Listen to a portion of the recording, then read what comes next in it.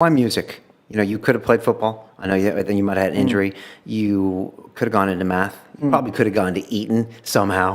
I doubt it, but yeah, I don't think that would have sat with my persona. I mean, I have a lot of people that listen to this from the States, and if you don't know, I mean, the British system is so unique, and the fact that you have these super elite schools that even if you're not told that these people will run the world, historically, you know, they have, and they are some of the top institutions, even to get into a lot of jobs in finance where I used to work. You know, there are feeder schools from Cambridge and Oxford. There is this kind of a shadow system of elite university versus non-elite in this country. I would say much more than what the they call the US, red brick universities. Okay. But even before university level, you know, what is it? Something like 83% of senior government in this country went to Eton. Don't quote me on that exact statistic, right? But I know it's somewhere in that region.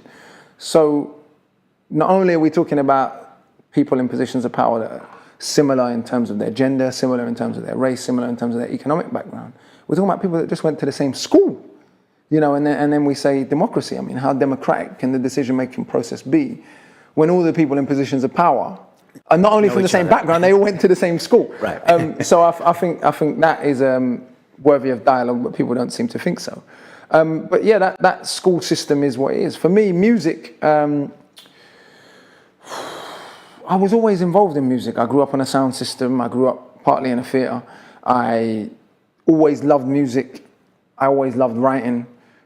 Which even though I was good at maths and science, writing was still the thing that I felt I excelled at most, in some form of writing. And then Public Enemy came out, but then Wu-Tang Forever came out. Yeah, so 1998, Wu-Tang Forever came out. Yes, 97. 97, excuse me. And so you heard that, and that made you start reading and start... I said, this is what I want to do with my life. Well, I was already reading, but I'm saying Wu-Tang Forever was a moment of crystallization almost. A bunch of guys from Staten Island are inspiring a kid in England to go... For sure. Like, now I look back now, that album... Now, a lot of people prefer 36 Chambers, I get that, but I was 9 when 36 Chambers came out. So retrospectively, I think it's a great record, and I know Wu-Tang Forever got slept on a lot in the States, but for me here, number one, it was the first rap album to go number one in the UK. It was the first hip-hop album that, it seemed in my childhood, united everybody.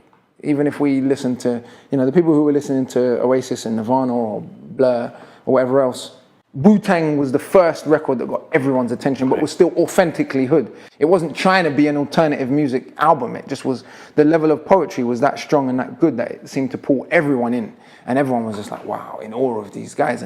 And so what struck me about Wu-Tang was the level of unapologetic poetry from these guys. They didn't dress differently, they didn't speak differently, they didn't try and not be who they were. Some of them had been to prison, some had been shot, some had sold drugs. They had a, you know, cliche hip-hop upbringing, right? A ghetto upbringing in the projects in New York, at least most of them. And yet here they were using words like benevolent in rap songs. And I just found that amazing. And I wrote out the lyrics to all 28 songs. It's a double disc album. I still could tell you the whole album back to front, including the skits. This is before they printed lyrics and albums. Exactly. Or you could get them on the internet. I mean, this was when internet was really first starting to make its impact. I know for the young generation now, they can't even imagine a world without YouTube, let alone without internet. Right. I mean, the people know, they forget that music was the original internet. You know, whether you look at the Doors singing "Break On Through" in the '70s and promoting an anti-war vibe, or Wu-Tang spreading a message in '97. I mean, that was the way.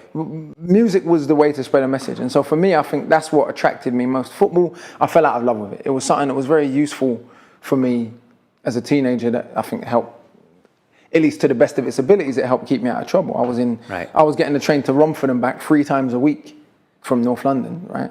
Which it grew me up as well. You know, my mum was very sick during my early period at West Ham. She couldn't take me. So I, as a 12-year-old boy, and Romford back then, I don't know how it is now, you know, but Romford back then was a real skinhead area. Like, it wasn't somewhere as a young black or brown person you really wanted to be found, to be honest with you. It was a real NF territory.